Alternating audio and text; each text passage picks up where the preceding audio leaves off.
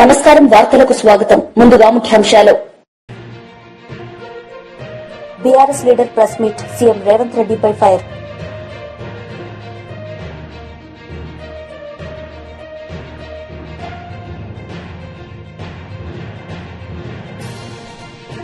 YSRCP leader press meet, CM Chandrababu నాయుడుపై fire.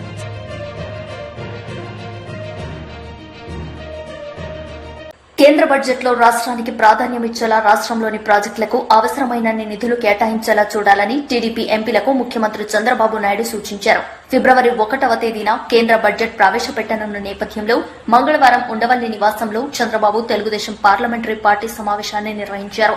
ఈ సందర్భంగా సీఎం చంద్రబాబు మాట్లాడుతూ రాష్ట్రంలో నెలకొన్న పరిస్థితులను కేంద్రానికి వివరించి రాష్ట్రాభివృద్ధికి అవసరమైన నిధులు, ప్రాజెక్టులు తీసుకురావాలని ఎంపీలకు సీఎం చంద్రబాబు సూచించారు. ఇప్పటికే కేంద్ర ప్రభుత్వం వైజాగ్ స్టీల్ ప్లాంట్ కోసం 11,440 రూపాయల కోట్లు, నక్కపల్లిలో బల్క్ డ్రగ్స్ ప్రాజెక్టు కోసం 14,000 రూపాయల కోట్లు, అమరావతి నిర్మాణానికి 15,000 రూపాయల కోట్లు, కొప్పర్తి, ఓర్వకల్లులో ఇండస్ట్రియల్ కారిడార్లకు 4,936 రూపాయల కోట్లు కేటాయించినందుకు కేంద్రం ముందుకొచ్చిందని తెలిపారు. విభజన చట్టంలోని పెండింగ్ అంశాలను కేంద్రం దృష్టికి తీసుకువెళ్లి పరిష్కరించేలా చూడాలని ఎంపీలకు సూచించారు. దేశంలో ఏ రాష్ట్రానికి లేని సముద్ర తీరం మన రాష్ట్రానికే ఉందని, పోర్ట్ల నిర్మాణం ద్వారా దాన్ని సద్వినియోగం చేసుకుంటే పెద్ద ఎత్తున ఉపాధి లభించడంతో పాటు సంపద సృష్టి జరుగుతుందని సీఎం అన్నారు. కేంద్ర బడ్జెట్లో కొత్త రహదారులు రాష్ట్రానికి కేటాయించేలా, రహదారుల విస్తరణకు అనుమతులు వచ్చేలా ఎంపీలు పనిచేయాలని, విశాఖ, విజయవాడ మెట్రో రైల్ ప్రాజెక్టులు రాష్ట్రానికి వచ్చేలా చూడాలని ఎంపీలకు సూచించారు.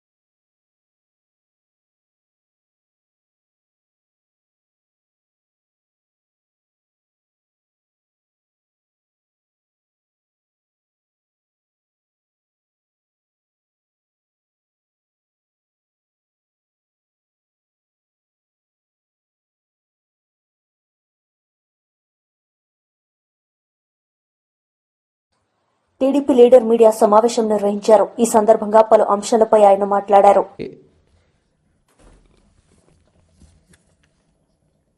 చాలా 4,140 కోట్ల పైన ఉన్నాయి. ఈరోజు తీసుకున్న పరిస్థితుల్లో ఈ 7 నెలల్లోనే 5 సంవత్సరాల అభివృద్ధిని మేము చేసి చూపించాం. సూపర్ 6 గురించి మాట్లాడుతున్నారు మీరు. ఒక్కొక్కటి మేము చేసుకుంటూ వస్తున్నాం. 1,000 రూపాయలు పెన్షన్ పెంచుతామన్నారు. కానీ తర్వాత ఏం చెప్పారు? విడతల వారి అన్నారు. ఆ విడతలనేదో చిడతలనేదో ఒకళ్ళు చెప్పకుండా ప్రజలు మోసం చేసి మీరు అధికారంలోకి వచ్చారు. కానీ ఆ 1,000 రూపాయలు పెంచడానికి మేము చేసిన 2,000, 3,000 లీటర్కి ఆప్సపాలు పడ్డారు. మొన్న ఎన్నికల ముందు 2024 మీరు జనవరిలోనే 3,000 చేయగలిగారు. మేము ఇచ్చిన మాట ప్రకారం.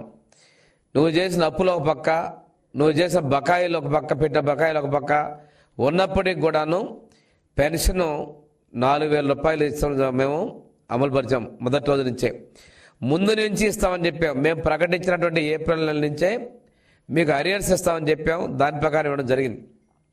ఈ భారతదేశంలో ఏ రాష్ట్రమో ఇవ్వనంత విధంగా అత్యధిక మొత్తంలో పెన్షన్ ఇస్తున్నటువంటి ప్రభుత్వం చంద్రబాబు నాయుడు ముఖ్యమంత్రిగా ఉన్నటువంటి ఎన్డీఏ ప్రభుత్వం అనే విషయాన్ని మీరు గమనించుకోవాలి. అదేవిధంగా 6,000 రూపాయల పెన్షన్ వికలాంగులకి, మంచానికి పరిమితమైన వాళ్ళకి 15,000 రూపాయలు కూడా ఇది చారిత్రకంగా మేము ఇచ్చాం అనే విషయాన్ని మీరు ఒక్కసారి గమనించుకోవాలి. రెండోది, ఆడపడుచుల కష్టాలు చూడటం కోసం దీపం 2 పథకం ద్వారా 3 ఉచిత గ్యాస్ సిలిండర్లు ఇస్తా ఉన్నాం. మొదటి స్లాట్లో అందరికీ కూడా మేము ఇప్పుడు గ్యాస్కి ఉచితంగా 90 లక్షల మంది జనాభాకి, ప్రజలకి, కుటుంబాలకి మేము ఇది ఇవ్వడం మొదలుపెట్టాం. ఇది చూసి మీరు ఓర్చుకోలేక ప్రచారం ఏదో ప్రగల్భాలు మాట్లాడారు, కానీ ప్రజలు తిప్పి కొడతామన్న విషయాన్ని ఒకసారి గమనించుకోవాలి. అసెంబ్లీలో మేము అడిగాం, అన్నా క్యాంటీన్లు పేదలకు అన్నం పెట్టి అన్నా క్యాంటీన్లు మీరు ఎలా మూసేస్తారండి అని అడిగితే ఆ రోజు మీరు నిర్లక్ష్యంగా మాట్లాడారు. మేము చెప్పిన మాట ప్రకారం ఇది మా సూపర్ 6లో హామీనే. అన్నా క్యాంటీన్లు తిరిగి ప్రారంభించాం. ఈ పెంచినవి కాకుండా ఇంకా అదనంగా కూడా ప్రతి నియోజకవర్గానికి ఒక అన్నా క్యాంటీన్ ఉండే విధంగా రూరల్లో కూడా మొన్ననే కేబినెట్ తీర్మానం చేసాం. త్వరలో కూడా పూర్తి స్థాయిలో ఇస్తున్నాం. ఇవన్నీ కూడా ప్రజల కళ్ళకు కనిపిస్తున్నాయి, మీకు కళ్ళకు కనిపించవు, చేసేది వినిపించదు. ఒక మీ మెప్పు కోసం, మీ నాయకుడి మెప్పు కోసం మీరు మాట్లాడుతూ ఉన్నారు. ఈరోజు ఒక్కొక్కరు ఏం చేస్తారంటే నేను వెళ్ళట్లేదు, నేను ఉంటున్నానని చెప్పేసి శీల పరీక్ష చేసుకునే విధంగా ప్రవర్తిస్తూ ఉన్నారు. కానీ చెప్పినోళ్ళే బయటికి వెళ్తున్నారు. మీరు ఒక్కసారి చూసుకున్నట్లయితే మిమ్మల్ని రాజ్యసభ సభ్యులు మిమ్మల్ని వదిలేసి బయటకు వస్తున్నారు, మిమ్మల్ని వదిలేసి మీ ఎమ్మెల్సీలు బయటకు వస్తూ ఉన్నారు. చివరికి రోజుకొక డేట్ మార్చుకుంటా తిరుగుతానని చెప్పేసి ఆయన కూడా బయటకు అక్కడికి వెళ్ళిపోయాడు మీ నాయకుడు. మీ నాయకుడి పరిస్థితి అలాగుంది. మీకు అగమ్య గోచరంగా మెప్పు కోసం ఆయన లేడు, మాకు డ్యూటీ అప్పగిచ్చారు మాట్లాడదామని చెప్పి నిన్న మొన్నటి తెగరెచ్చిపోయి మాట్లాడుతూ ఉన్నారు. కనిపించట్లేదా మేము చేసినటువంటి అభివృద్ధిని? మీరు చేసిన గుంటల రోడ్డు మొత్తం మేము పూడుస్తూ వస్తున్నాం, అది కనిపించట్లేదా? మీ గుంటల రోడ్లో పడి ప్రాణాలు కోల్పోయింది మీకు కనిపించడం లేదా? మీ పత్రిక ఒకటి ఉంది, బ్లూ మీడియా. ఎప్పుడో 6 సంవత్సరాల నాటి వాటిని తీసుకొచ్చి సద్యవార్తలు తీసుకొచ్చి ఈరోజు కొత్తగా వచ్చినట్టు మాట్లాడతారు. మీరు చేసేటువంటి అసత్యాలకి, మీ అసత్య ఆరోపణల మీదకి మీ మీడియా ద్వారా ప్రాణాలు పోసుకుంటారు. కానీ ఇంతకుముందు మీ మీడియా చూసేవాళ్ళే అసహించుకున్న విషయాన్ని కూడా మీరు గమనించుకోవాలని నేను తెలియజేస్తున్నాం. అంతేకాకుండా నవరత్నాలకు ఎన్నిసార్లు రేట్లు మార్చారు మీరు? అమ్మఒడి అన్నారు, మొదటి సంవత్సరం మీరు ఇచ్చారా? 5 సంవత్సరాలు ఇచ్చారా? ఎవరిని మోసం చేస్తారు? 2 పిల్లలకి ఇస్తామని చెప్పారు, ఒకళ్ళకి 15,000 అన్నారు, మీరు ఇచ్చింది ఎంత? 13,000. ఇది మోసం కాదా? సిపిఎస్ ఇస్తామన్నారు, రద్దు అన్నాడు 6 రోజుల్లో. ఏం చేసావు? ఎన్ని వారాలు జరిగింది ఈ సిపిఎస్ రద్దు చేయడానికి? ఇవన్నీ మీకు కనిపించడం లేదా? మీకు వాస్తవికత ప్రపంచంలో మీరు ఎప్పుడు బతకట్లా. మీరు ఒక మిథ్యా ప్రపంచం, ఫేక్ ముఖ్యమంత్రి, ఫేక్ ప్రభుత్వంలో మీరు బతికి ఇంకా ఇటువంటి తప్పుడు ఆలోచించడానికి, ఆరోపణ చేయడానికి మీకు ఎలా మనసు అవుతుందో మాకు అర్థం కావట్లా. ప్రజలు చేత్కరించి వైఎస్ఆర్సీపీ లీడర్ పెద్దిరెడ్డి రామచంద్రారెడ్డి మీడియా సమావేశం నిర్వహించారు. ఈ సందర్భంగా పలు అంశాలపై ఆయన మాట్లాడారు. అక్కడ రాత్రులు బస చేయాలంటే పని చేసే వాళ్ళందరికీ కూడా ఒక సెక్యూర్డ్ ప్లేస్ ఉండాలని చెప్పి ఆ రోజే మేము అక్కడ కట్టడం జరిగింది. ఆ తర్వాత అప్పుడే మామిడి చెట్లు పెట్టడం జరిగింది. దాదాపు 24-25 సంవత్సరాలు అయితే ఈరోజు మళ్ళా అది అటవీ భూమి అన్యాక్రాంతం అయిపోయిందని చెప్పి మాట్లాడడం జరుగుతూ ఉంది. మీకు ఒకటే నేను తెలియజేస్తా ఉన్నాను, కిరణ్ కుమార్ రెడ్డి ముఖ్యమంత్రిగా ఉన్నప్పుడు వెంకటరమణారెడ్డి అని చెప్పి ఏదైతే ఒక తెలుగుదేశం పార్టీ నాయకుడు ఉన్నాడో అతను ఆ రోజు ముఖ్యమంత్రికి కంప్లైంట్ ఇస్తే కిరణ్ కుమార్ రెడ్డి దాని మీద సర్వే చేయించి అదంతా కూడా రెవెన్యూ వాళ్ళు, ఫారెస్ట్ వాళ్ళు జాయింట్ సర్వే చేసి ఇది ప్రైవేట్ ల్యాండ్, ఇది ఫారెస్ట్ డిపార్ట్మెంట్కి సంబంధం లేదని కూడా తేల్చడం జరిగింది. అదే మళ్ళా 2014లో అదే వెంకటరమణారెడ్డి మళ్ళా చంద్రబాబుకు పిటిషన్ ఇస్తే ఆ పిటిషన్ ద్వారా మళ్ళా ఎంక్వైరీ చేయించి మళ్ళా అదే తేల్చడం జరిగింది. వాళ్ళు హైకోర్టులో కూడా వెంకటరమణారెడ్డి వేస్తే హైకోర్టులో కూడా దాని మీద ఉత్తర్వులు ఇవ్వకుండా డిస్మిస్ చేయడం జరిగింది. మరి ఈరోజు ఆ భూమిని 23 ఎకరాలు 75 ఎకరాలు కావాలంటే ఎలాగా ఇచ్చాడు ఇతను సెటిల్మెంట్ డైరెక్టర్. మరి ఆ భూమి ఎక్స్టెంట్ కూడా 75 acres 74 cents అని ఇచ్చారు.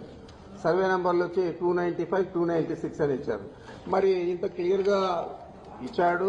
ఇచ్చేదే కాకుండా ఫారెస్ట్ గెజెట్ ఉంటుంది. ఫారెస్ట్ గెజెట్ లో 1968లోనే అది వాళ్ళు పక్కకు పెట్టేశారు. ఆ ఫారెస్ట్ గెజెట్ కూడా మీకు చూపిస్తా ఉన్నాను. ఇది forest gazette.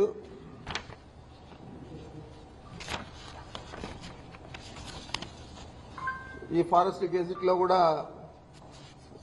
75 acres 74 cents are 76 cents అని చెప్పి ఇచ్చారు. రైట్ ఆఫ్ వే కూడా 30 అడుగులు దారి కూడా దీనికి ఇవ్వడం జరిగింది. ఇదే దారి. ఇది గెజెట్ ఎవరికైనా కానీ పబ్లిక్ డొమైన్ లో అవైలబిలిటీ ఉంటుంది, చూసుకోవచ్చు. అదేవిధంగా ఈ రోడ్డు వేసేదానికి అంతకుముందు అయితే కార్ట్ ట్రాక్ కూడా అది మనం పక్కా రోడ్డు వేసేదానికి కూడా మేము అప్లికేషన్ పెడితే అక్కడున్న డ్వెల్లింగ్స్కు వీటికన్నిటికీ కలిపి అక్కడున్న రైతులకంతా కూడా అవసరం అని చెప్పి ఆ రోజు మన అంటే కాంపిటెంట్ అథారిటీ అంటే ఫారెస్ట్ డిపార్ట్మెంట్ PCCF ఢిల్లీతో సంప్రదించి వాళ్ళ పర్మిషన్ తీసుకొని 27/6/22లో బ్లాక్ టాప్ రోడ్ వేసుకోవచ్చని చెప్పి పర్మిషన్ కూడా ఇచ్చింది. మరి ఆ ఎక్స్టెంట్ కూడా ఈ విధంగా ఉంది. దీనంతా కూడా అభూత కల్పనలతో రాసి ఒక అబద్ధాన్ని 10 సార్లు 20 సార్లు చంద్రబాబు ఏ విధంగా చెప్తాడో ఆ విధంగా ఈ పచ్చ పత్రికలు పచ్చ మీడియా అంతా కూడా చెప్పి దీన్నంతా కూడా గోబల్స్ ప్రచారంగా చేసి మా వ్యక్తిత్వ హననాన్ని చేపట్టే విధంగా ఈ పత్రికలు మీడియా చేస్తా ఉన్నాయి. తప్పకుండా వీళ్ళ మీద గతంలోనే మేము చర్యలు తీసుకున్నాం.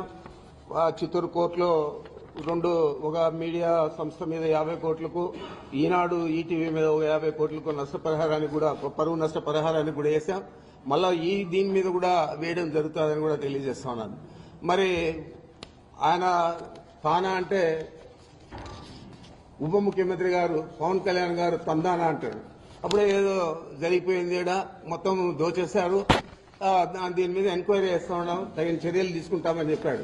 ఇదే పెద్ద మనిషి ఎన్నికల ముందే చెప్పాడు 40,000 కోట్లు ఇసుకలో దందా చేశాడు పెద్దిరెడ్డి, 40,000 కోట్లు దోచేశాడని చెప్పారు. మరి ₹1 తినింటే ₹1 దోచేస్తుంటే ఎందుకు కానీ యాక్షన్ తీసుకోలేదని అడుగుతా ఉన్నాను. ఏ విధమైన యాక్షన్ తీసుకోకుండా మా ఫైల్స్ చూస్తే తెలుస్తుంది మీకు ఏం రాశాను నేను అని చెప్పి. మరి ఆ విధంగా రాసినాను కాబట్టి ఈరోజు నన్ను ఏది ఎదిరించలేకుండా దాని గురించి మాట్లాడడం లేదు. ఇదే పెద్ద మనిషి ఆ రోజు ఎన్నికల్లోనే నేను రెడ్ శాండిల్ అంతా కూడా ఎక్స్పోర్ట్ చేశాను, ఆయన చేసిందంతా కూడా నేపాల్లో పట్టుబడింది, దాని మీద మేము అధికారంలోకి వస్తానే చర్యలు తీసుకుంటారని చెప్పాడు ఇదే పవన్ కళ్యాణ్ గారు. మరి నువ్వు ఫారెస్ట్ మంత్రి అయ్యావు, ఉప ముఖ్యమంత్రి అయ్యావు, మరి నేపాల్కి పోయి ఎందుకు గాను అక్కడ ఉన్న రెడ్ శాండిల్ తెచ్చి నేను చేస్తుంటే నా మీద ఎందుకు యాక్షన్ తీసుకోలేదని అడుగుతున్నాను. ఏది కూడా లేకుండా ఒక వ్యక్తిత్వ హననాన్ని చేపట్టే విధంగా ఈ ప్రభుత్వంలో ఉన్న పెద్ద మనుషులందరూ కూడా పనిచేస్తా ఉన్నారు. ఈ రాష్ట్ర ప్రజలందరూ కూడా గమనించాలని నేను కోరుతా ఉన్నాను. మీ అందరికీ తెలుసు మదనపల్లి బీఆర్ఎస్ లీడర్ మీడియా సమావేశం నిర్వహించారు. ఈ సందర్భంగా పలు అంశాలపై ఆయన మాట్లాడారు. ఈ పార్టీ ముఖ్యమంత్రి ఇండియాలో లేదన్నట్టుగా ఆయన వ్యవహార శైలి ఉన్నది. రాష్ట్ర ప్రభుత్వాన్ని నడిపేటువంటి క్రమంలో అభివృద్ధిని కాంక్షించేటువంటి ఏ ప్రభుత్వం అయినా చాలా ఎంఓయూలు చేసుకుంటుంది. అందులో చేసుకున్నటువంటి ఎంఓయూలన్నీ కూడా అమల్లోకి వచ్చినటువంటి దాఖలా గతంలో లేదు, ఈరోజు కూడా ఉండదు. 1,82,000 కోట్లు ఎంఓయూలు చేసుకోవడమే పెట్టుబడులు తరలి వచ్చినట్టుగా ఆయన భ్రమిస్తూ ఉన్నాడు. అయితే ఇదే సందర్భంగా ఈ ఎంఓయూల విషయంలో చంద్రబాబు నాయుడు గారు సమైక్య ఆంధ్రప్రదేశ్కు ఈరోజు ఆంధ్రప్రదేశ్ రాష్ట్రానికి ముఖ్యమంత్రిగా కొనసాగినటువంటి వ్యక్తి, అనేక సందర్భాల్లో అనేక ఎంఓయూలు చేసుకున్నటువంటి వ్యక్తి. ఎంఓయూల విషయంలో చంద్రబాబు నాయుడు గారి కామెంట్ ఏంటంటే దావోస్లో జరిగేది ఓన్లీ నెట్వర్కింగ్ మాత్రమే, అంతకుమించి అక్కడ ఏమీ ఉండదు అని ఆయన అంటున్నాడు. ఇక ఈరోజు ముఖ్యమంత్రి రేవంత్ రెడ్డి గారి డిప్యూటీ సీఎం గారైనటువంటి బట్టి విక్రమార్క గారు వారంటున్నటువంటి మాట ఏంటంటే ఎంఓయూలు అన్నీ ఎక్స్ప్రెషన్ ఆఫ్ ఇంట్రెస్ట్ మాత్రమే అని అంటా ఉన్నారు. ఒకవైపు అభిప్రాయాలు వాస్తవాలు ఆ రకంగా ఉంటే ఈ దేశంలో ఏ రాష్ట్ర ముఖ్యమంత్రి ఎన్నడూ దేని విధంగా ఇంత పెద్ద ఎత్తున ఎంఓయూలు చేసుకున్నాం, ఈ పెట్టుబడులు వచ్చినటువంటి భ్రమింపజేసేటువంటి మాటలు ముఖ్యమంత్రి మాట్లాడుతూ ఉన్నాడు. ఇదే ముఖ్యమంత్రి గడిచిన సంవత్సరం కూడా దావోస్లో ఎంఓయూలు చేసుకున్నారు. ఆ రోజు వాళ్ళు చేసుకున్నటువంటి ఎంఓయూల విలువ 40,000 కోట్లు. దాంట్లో ఇప్పుడు మాకున్నటువంటి సమాచారం ప్రకారం 10-12,000 కోట్లు మాత్రమే మెటీరియలైజ్ అయినాయి. ఇదొక భాగం అయితే ఇందులో ఇంకొక గొప్ప కోణం ఏంటంటే మొన్న అక్కడ ఎంఓయూలు చేసుకున్నటువంటి వాళ్ళల్లో మనకు సంబంధించినటువంటి వాళ్ళు రామ్కీ కావచ్చు, మేఘా కావచ్చు ఇటువంటి సంస్థలన్నీ కూడా ఇక్కడికి సంబంధించినవి. వీళ్ళు కూడా పెద్ద ఎత్తున అక్కడ ఎంఓయూలు చేసుకున్నారు. అంటే ఫిగర్ ఎక్స్పోజ్ చేయడానికి మాత్రమే తప్ప ఇది రేవంత్ రెడ్డి గారు నేను గొప్పగా కార్యక్రమాలు చేస్తున్నా అనేటువంటి దాన్ని నమ్మించడం కోసం ఈ రకంగా చేస్తూ ఉన్నాడు. అసలు జరుగుతున్నది ఏంది? ఆంధ్ర రాష్ట్రంలో వారు ముఖ్యమంత్రి అయి తెలంగాణలో కాంగ్రెస్ ప్రభుత్వం ఏర్పడి 13 మాసాలు గడిచిపోయినాయి. వాళ్ళు గతంలో ఇచ్చినటువంటి హామీలు, కాంగ్రెస్ పార్టీ అంటే నిన్న మొన్న వచ్చినటువంటి రాజకీయ పార్టీ కాదు, ప్రభుత్వాలు కూడా ఆ పార్టీకి కొత్త కాదు. దేశానికి స్వాతంత్రం వచ్చినటువంటి అనంతరం ఈ దేశాన్ని అత్యధిక రాష్ట్రాలు అత్యధిక కాలం పాలించింది కాంగ్రెస్ పార్టీ. ఈ దేశాన్ని పాలించింది కూడా కాంగ్రెస్ పార్టీ. అటువంటి పార్టీ అధికారంలోకి రావడం కోసం తెలంగాణ రాష్ట్రాన్ని అనేక రకాలుగా, రాష్ట్రం ఏర్పడక ముందు తెలంగాణ ప్రాంతాన్ని సర్వనాశనం చేయడంలో ఘనమైనటువంటి పాత్ర పోషించినటువంటి పార్టీ కాంగ్రెస్ పార్టీ. తెలంగాణ సర్వనాశనం చేస్తే, తెలంగాణ అనలేని పరిస్థితులు తీసుకొస్తే, తెలంగాణ రాష్ట్ర ఏర్పాటు కోసం ఒక పార్టీని స్థాపించి 14 సంవత్సరాలు పోరాటం చేసి తెలంగాణ రాష్ట్రాన్ని సాధించి 10 సంవత్సరాలు యావత్ దేశం ఔరా అనేటువంటి పాలన అందించినటువంటి కేసీఆర్ గారి నుండి అధికారాన్ని చేజిక్కించుకోవడం కోసం వాళ్ళు ఇచ్చినటువంటి హామీలు అన్నీ ఇన్ని కాదు. 100 రోజుల్లో ఇస్తామన్నటువంటి హామీలు ఉన్నాయి. మొత్తం మీద వెరసి అన్ని కలిపి 420 హామీలు ఉన్నాయి. ఇవన్నీ ఈ సంవత్సర కాలంలో ముఖ్యమంత్రి పదవి ప్రమాణ స్వీకారం చేసిన మరుక్షణమే అమలు చేస్తారు. టీడీపీ లీడర్ మీడియా సమావేశం నిర్వహించారు. ఈ సందర్భంగా పలు అంశాలపై ఆయన మాట్లాడారు. అర్థమవుద్ది ఏ విధంగా వైసీపీ ప్రభుత్వము పిల్లల జీవితంతో ఈ రాష్ట్రంలో గత 5 సంవత్సరాల్లో ఆడుకున్నారో మనకు అర్థమవుతా ఉంది. ఇంటర్మీడియట్ మీరు చూస్తే 2019లో 72% పాస్ అయితే 2023 వచ్చేతలకే కేవలము 61% పాస్ అయినారు. అంటే ఎంత పడిపోయిందో పాస్ రేటు ఇంటర్మీడియట్లో మనం చూడొచ్చు. అదే 10th క్లాస్ చూస్తే 2019లో 94.88 అంటే దాదాపు 95% పాస్ అయితే 2023కు వచ్చేతలికే 72% పాస్ అయిన శాతము. అంటే ఎంత డ్రాప్ అయిపోయిందో చూడండి. 10th క్లాస్ అయితే విపరీతంగా మోర్ దెన్ 23% పాస్ రేట్ పడిపోయింది. అంటే ఎంత నిర్వీర్యం చేస్తారో మనకు అర్థమవుతా ఉంది. తర్వాత బుక్ రీడింగ్ క్లాస్ 3 స్టూడెంట్స్ మీరు చూస్తే 2022లో 16% ఉంటే అది 2024 వచ్చేతలికే 23.4% బుక్ రీడింగ్ చేయలేని పరిస్థితిలో పిల్లలు ఉండేరు అని చెప్పి అర్థమవుతా ఉంది. అదే ఆంధ్రప్రదేశ్లో ఇది నేషనల్ యావరేజ్. అంటే నేషనల్ యావరేజ్ పెరిగింది. అంటే 16% నుంచి 23% దేశమంతా ఆ స్కిల్ పెరిగితే ఆంధ్ర రాష్ట్రంలో మాత్రము 2018 నుంచి 2024కి మీరు చూస్తే 22% నుంచి 14% పడిపోయింది. అంటే దేశ యావరేజ్కి చూస్తే మోర్ దెన్ 50% మన స్టూడెంట్స్ క్లాస్ 3 స్టూడెంట్స్ రీడింగ్ స్కిల్స్లో వెనకబడిపోయినారని అర్థమవుతా ఉంది. అదే క్లాస్ 5 స్టూడెంట్స్ మీరు రీడింగ్ స్కిల్స్ చూస్తే 2018లో 57% ఆ స్కిల్స్ ప్రాపర్ స్కిల్స్ ఉండేవాళ్ళు 2024కి వచ్చేతలికే 37%కి పడిపోయినారు. సో ఈ figures all India survey figures. So క్లియర్గా ఏ విధంగా స్టూడెంట్స్ చదువుకోలేక ఏ విధంగా రంగంలో వెనకబడిపోయినారో మనకు అర్థమవుతా ఉంది. ఎందుకు ఇట్లా జరిగింది అని చెప్పి మనం డీటెయిల్స్లోకి పోతే 5 సంవత్సరాల్లో డిఎస్సి నోటిఫికేషన్ అనేదే గత ప్రభుత్వం వైసీపీ ప్రభుత్వం ఇవ్వలేదు. కొత్త టీచర్లని తీసుకొని వచ్చింది లేదు. ఆ టీచర్స్ షార్టేజ్ ఉన్నా కానీ వాళ్ళు పట్టించుకున్న పరిస్థితి లేదు అని చెప్పి మనకి అర్థమవుతా ఉంది. ఏం చేశారు? ఆ ఉన్న టీచర్లను కూడా కోవిడ్ టైంలో లిక్కర్ షాప్స్ ముందు పెట్టి వాళ్ళ చేత లిక్కర్ సేల్స్ పనిలో పెట్టినారు. అదే నాన్ అకాడమిక్ వర్క్స్ రకరకాల చదువు చెప్పే పని వదిలిపెట్టి వేరే వేరే పనులు ఆ టీచర్లకి ఇచ్చి వాళ్ళ ఆత్మ గౌరవాన్ని కూడా తగ్గించే విధంగా చేశారు. దాదాపు 8,000 స్కూల్స్ పైన మర్జింగ్ చేసి పిల్లల్ని దగ్గర ఉండే స్కూల్కి పోనీయకుండా ఎక్కడో దూరం పోయే పరిస్థితి తీసుకొని వచ్చి చాలా మంది స్టూడెంట్స్ స్కూల్కి పోలేక డ్రాప్అవుట్ అయ్యే పరిస్థితి వాళ్ళు తీసుకొని వచ్చినారు. ఇంకొక 4-5 పాయింట్స్ ఏ విధంగా ఈ పూర్తి విద్యా రంగాన్ని నిర్వీర్యం చేశారో కూడా ఈరోజు ప్రజల దృష్టికి మేము తీసుకురావాలనుకుంటున్నాం. ఇంటర్మీడియట్ స్టూడెంట్స్కి మిడ్ డే మీల్ అనేది గత ప్రభుత్వం, వైసీపీ ప్రభుత్వం రద్దు చేయడం జరిగింది. స్టూడెంట్స్కి సైకిల్స్ ఇవ్వకుండా ఆ పథకాన్ని కూడా వాళ్ళు రద్దు చేయటం జరిగింది. వర్చువల్ క్లాస్ రూమ్స్ అనేది మంచి ప్రాపర్ ట్రైనింగ్ కోసము, ప్రాపర్ ఎడ్యుకేషన్ కోసము మంచేదో చెడేదో గుర్తించండి, కార్యకర్తలకు అండగా ఉంటాం. ప్రస్తుత తెలంగాణ ప్రభుత్వం ఇచ్చిన హామీలు నెరవేర్చకుండా అభివృద్ది పనులు చేయడంలో విఫలమైందని జుక్కల్ మాజీ ఎమ్మెల్యే బీఆర్ఎస్ నాయకుడు హనుమంత్ షిండే ఆరోపించారు. జుక్కల్ నియోజకవర్గంలో కార్యకర్తలకు అండగా ఉన్నా నేనున్నానంటూ భరోసా కల్పించేందుకు నియోజకవర్గంలో ఉన్న అన్ని మండలంలో ఆత్మీయ సమ్మేళనం పేరుతో ఊరూరు తిరుగుతూ కార్యకర్తలకు మనోధైర్యం ఇచ్చేందుకు ముందుకు వచ్చామన్నారు. ఎన్నికల్లో తక్కువ ఓట్లతో ఓటమి చెందామని, మంచిదో చెడేదో ప్రజలు గుర్తించాలని షిండే పేర్కొన్నారు.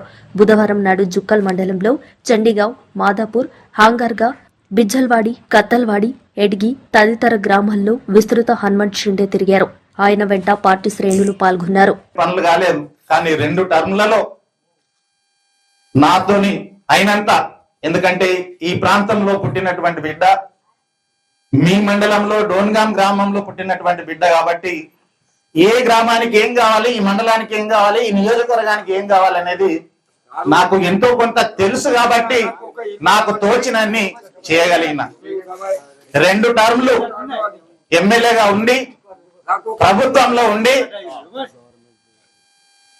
కొన్ని పనులు చేసినాం. ఈ ఒక్క టర్ము మన ప్రభుత్వం వచ్చి నేను ఎమ్మెల్యేగా ఉంటే ఇందరూ అన్ని విధాలుగా ఆశీర్వదించారు. 1152 ఓట్ల మెజార్టీతో ఓడిపోవడం జరిగింది.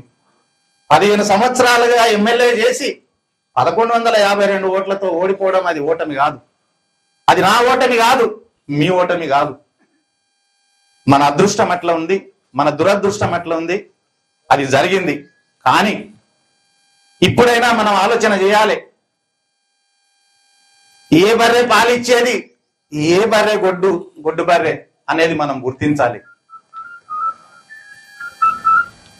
ఒక్కసారి పొరపాటు చేస్తే 5 సంవత్సరాలు శిక్ష అనుభవించాలి. మీరు ఏం చేసినా ఇంకా 4 సంవత్సరాలు ఈ ప్రభుత్వం ఉంటది.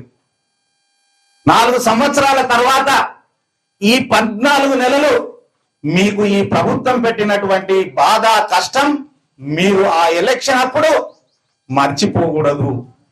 ఎవరు మంచి ఎవరు చెడ్డ అనేది మర్చిపోకుండా మంచి నిర్ణయం తీసుకొని ఓట్లప్పుడు ఓటేస్తేనే తిరిగి 5 సంవత్సరాలు మీరు ప్రశాంతంగా సుఖంగా ఉండే అవకాశం ఉంటదనే విషయాన్ని గుర్తు చేయడానికి మాత్రమే నేను మీ గ్రామానికి రావడం జరిగిందనే విషయాన్ని ఈ సందర్భంగా నేను మీకు అందరికీ కూడా తెలియజేస్తూ, నా విజ్ఞప్తి ఒకటే, కేసీఆర్ గారు ముఖ్యమంత్రిగా ఉన్నప్పుడు ఏదైతే మంచి పనులు జరిగినాయో ఆ మంచి పనులు మీకు అందరికి కూడా గుర్తుంటే, వెంకట్ గౌడు, రఘునాథ్ గారు ఈ గ్రామంలో నాయకత్వం వహిస్తారు. మోయిన్ గారు మాజీ కోఆప్షన్ సభ్యులు. మరి ఈ ముగ్గురితో కలిసి మీరు నడవడానికి ఎలాంటి సంశయం లేకుండా, ఎలాంటి అనుమానం లేకుండా వీరితో కలిసి నడవండి. మీ ఎంబడి నేనున్నా. 15 సంవత్సరాలు ఎమ్మెల్యేగా చేసినటువంటి అనుభవం నాకుంది. మీ అందరిని కూడా గుండెలో పెట్టుకొని కాపాడుకుంటాననే విషయాన్ని ఈ సందర్భంగా నేను మీకు అందరికి కూడా మనవి చేస్తూ, ఎవరైతే బీఆర్ఎస్ పార్టీతో కలిసి నడవడానికి సిద్ధంగా ఉన్నారో ఈ రోజు ఈ ముగ్గురితో పాటు మీ అందరికి కూడా నేను విజ్ఞప్తి చేస్తా ఉన్నాను. నేను వెళ్ళిపోయిన తర్వాత ఇట్లే కూర్చొని ఒక పార్టీ కమిటీ అని. వార్తలు ముగించే ముందు ముఖ్యాంశాలు మరోసారి. BRS leader press meet, CM Revanth రెడ్డిపై ఫైర్.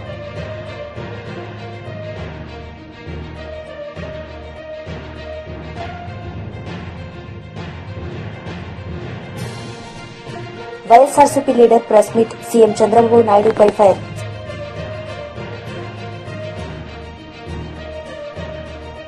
ఈ వార్తలు ఇంతటితో సమాప్తం. తిరిగి ప్రసారమయ్యే వార్తల్లో మళ్లీ కలుద్దాం. అంతవరకు సెలవు. నమస్తే.